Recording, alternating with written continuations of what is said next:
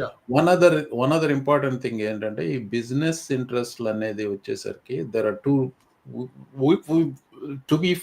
To be fair, universities are non-profit organizations, but somewhat the administration of any university, they look at it as a business, right? Like the more students, the better, the more tuition revenue, etc.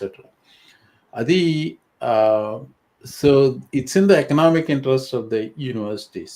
ఇప్పుడు India నుంచి students ఇందాక చూపించిన నెంబర్స్లో 60%కి పడిపోయారు previous year నుంచి.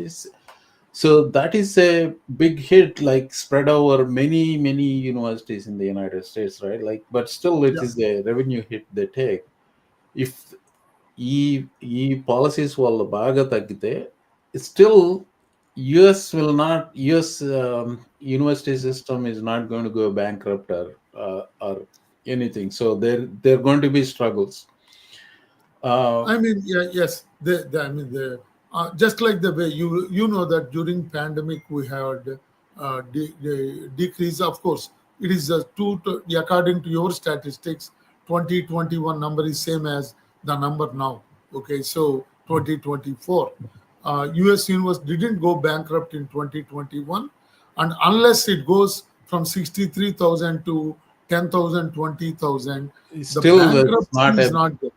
Yeah, I think still not a huge deal, because we are talking in thousands of universities. This is across thousands of universities. That is true. And another thing I want to, Mohan, I want to bring this very clearly. And some of the students to get admission into United States universities, they hire these so-called consultants. Okay. These consultants give them wrong advice many times. I was told, I don't know straight information. I was told that some of these consultants, I'm not saying everybody is like that. Some of these consultants, they have some kind of understanding with some obscure universities. If for every student they send to the obscure university, they get some kickback. Okay. So I want to advise all people who want to come to United States on F1. Look at the universities you are going. Don't go to a private university which started only 10, 15, 20 years ago and which you yourself never heard before. Okay? So you feel comfortable going to any public university in the United States. Most of them, 90% of them are reasonable universities for you to pursue your master's degree. Okay. And also, Nkoti, Obama time he cracked down on some of these fake universities. Some fake universities were closed. You are right. You are right. The local University of Fairfax. Yeah. So some universities were closed, but still there are Mohan, a lot of other universities. I hear they pursue their degrees in obscure universities. When jobs for the people who graduated from good universities are also not that many right now. If you pursue your degree in obscure university, it is close to zero, your opportunity to get a job in the area of your expertise. And I want you to be fully aware of that. Okay. So that is very, very important thing that you need to consider which university you are going. Look at the history of the university. How old is the university? Is it state-supported university or a profit-making university? As Mohan pointed out, most of the universities are non-profit, especially if it is state university. It is not profit anyway, non-profit. So even among private universities, some of them are purely non-profit. Like George Washington University, which are in existence for a long time, they are non-profits. But there are some for-profit universities. You need to be very careful about going to such universities. So one more thing I want to say about the F1 aspect is, fake universities they highlighted one big problem with OPT, curricular practical training, meaning like, well, you're still a student, you get to do summer internship ఇలాంటివి కూడా you can do outside the campus. On campus అయితే you can work even up to 40 hours అనుకుంటా ఏదో. When I was there, you can work up to 40 hours on campus, whereas if you go outside the campus you have to get a lot of approvals, right? Yeah, So 40 hours per week during summer, I think. Not during the summer, academic but year. no, I OPT, remember you are talking about OPT, then after completing the degree or during the degree itself? during the degree there is I think you can go up to 30 maybe. So I may be wrong, but Okay, I mean they will know, students will know that better. But the Yes. important thing let me finish the Yeah. thought there. మా యూనివర్సిటీలో మేము dining హాల్కి వెళ్తే all the people in the dining hall లో ఉండే staff చాలా వరకు, not all of them, but big majority of them are Indian students. So when Not only that, even restaurants also, in the restaurants outside the campus. They are not allowed to work, but I don't know how they are but working. they are working because they don't have jobs.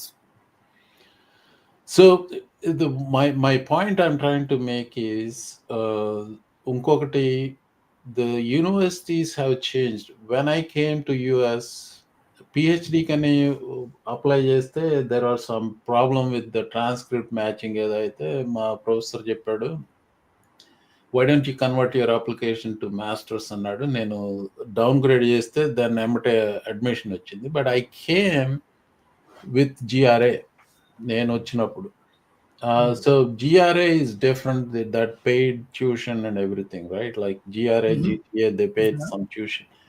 So most of the students who come these days for masters, they don't get any, especially with so many people with PhD koche students unnaru chusara, they get preference for funding, either GRA or GTA. So keep that in mind. Meer masters ko vacchetattunte, if you think you are really, one advice I will give them, so important thing, you apply for PhD, your chances of funding are better as a GRA or GTA. If you apply for masters, ఇది మా యూనివర్సిటీలోనే కాదు అన్ని చోట్ల ఇలా ఉంది. అంటే depends on very low chance of getting GRAs or GTAs when you GTAs come for అనేది అదొకటి చెప్దాం అనుకున్నాను నేను. So the other aspects of this is, if you work on campus, if you're good, I mean if you are lucky to get a campus job, it only pays you some grocery bills or something like that.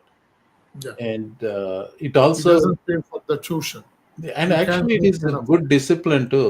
It teaches some character building, and those are all good things. And I earlier thought I want to continue. So one of the things I was saying is, if you want only education and you have some family business or you have some other thing you want to go back, I'm telling you, US education still the best. And అది మీరు ఇక్కడికి రావాలనుకునేది, if it is tied to OPT, tied to H1B, that and your expectation of green card, unless there is a policy change,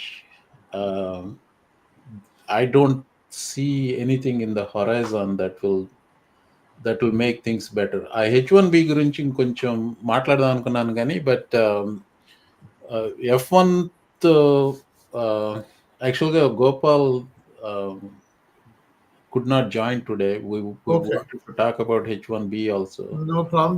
There are one more point, because you brought up one issue, the GRA and the GTA, graduate research assistantship, graduate teaching assistantship. Chances are better when you come as a PhD student.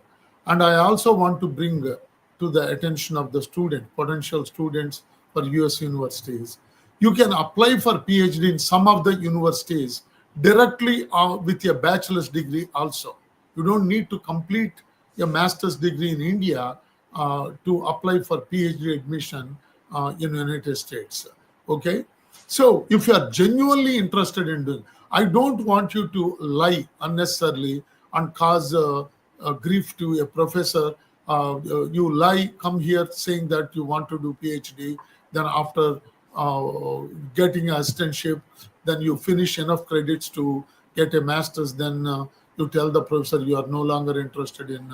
That is being dishonest. We do not advise you to do that. But however, if you really want to pursue a PhD degree, and I also want to tell the students that based upon what we see in the areas of engineering, regardless of which engineering it is, gaining a PhD degree is always a plus. Okay, it is easy to get a job with a PhD degree in any branch of engineering. Whereas in IT areas, okay, there is a glut of graduates in PhD graduates in IT, because IT PhDs are offered in many more universities compared to PhDs in engineering. So if you are interested in IT areas, but you still want to pursue PhD, go for it. But Yeah. you want to add something, Mohan, to that one? I see if there are any students listening. If you have any questions, send me an email, Mohana Muralidhar, one word, mohanamuralidhar at gmail.com. We would rather answer your questions than just pose the questions for ourselves.